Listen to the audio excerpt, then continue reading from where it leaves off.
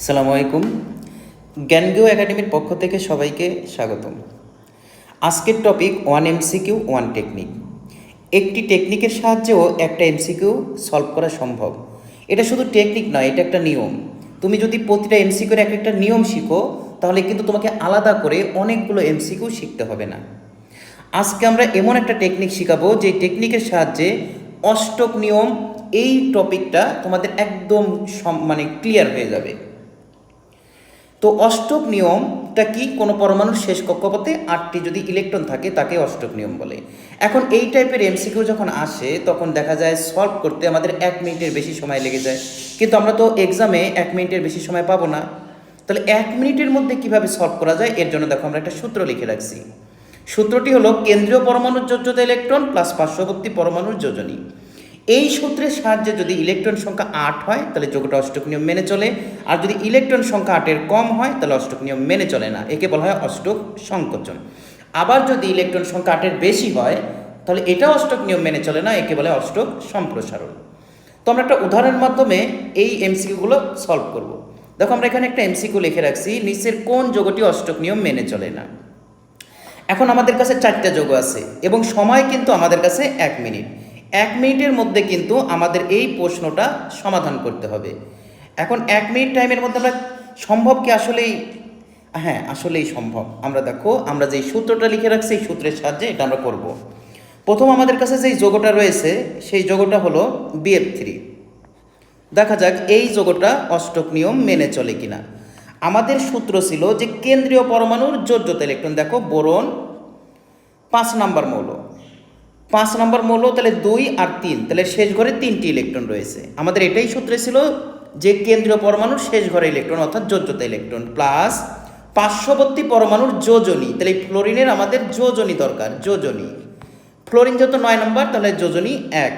এরকম ফ্লোরিন কয়টা রয়েছে? 3টি। তাহলে দেখো আমরা যদি এটা হিসাব করি 6 দ্বারা, তাহলে 6 নিঃসন্দেহে 8 না, অর্থাৎ 8-এর কম, তাহলে এই BF3 অষ্টক নিয়ম মেনে চলে না। আমাদের কিন্তু প্রশ্নেই ছিল যে কোনটা অষ্টক নিয়ম মেনে চলে না, তাহলে দেখো BF3 অষ্টক নিয়ম মেনে চলে না। কিন্তু দেখো এটা আমাদের প্রথমবার তো সময় লাগলো, তোমরা যখন এটা কয়েকবার প্র্যাকটিস করবে দেখবে এটা আর সময় লাগবে না। চলে আসো পরের যোগ আমরা আরেকটা দেখি। আমরা যদিও উত্তর পেয়ে গেছি কিন্তু আমরা আরও কিছু দেখি। H2, এই যোগের কেন্দ্রীয় পরমাণু অক্সিজেন, তাহলে অক্সিজেনের শেষ ঘরে কয়টা রয়েছে? অক্সিজেন 8 নম্বর, শেষ ঘরে রয়েছে 6টি। আচ্ছা, হাইড্রোজেনের যোজনী কত?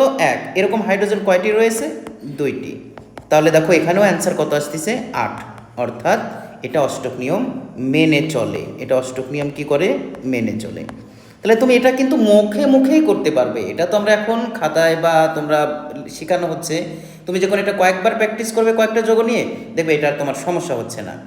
এরকম যদি আমরা দেখলাম অষ্টক নিয়ম মেনে চলে, অষ্টক নিয়ম মেনে চলে না, আমরা একটা যদি যোগ নিই PCl5, এই যোগটার যদি আমরা সমাধান করি, দেখো ফসফরাস 15 নম্বর মৌল, শেষ ঘরে ইলেকট্রন রয়েছে 5টি।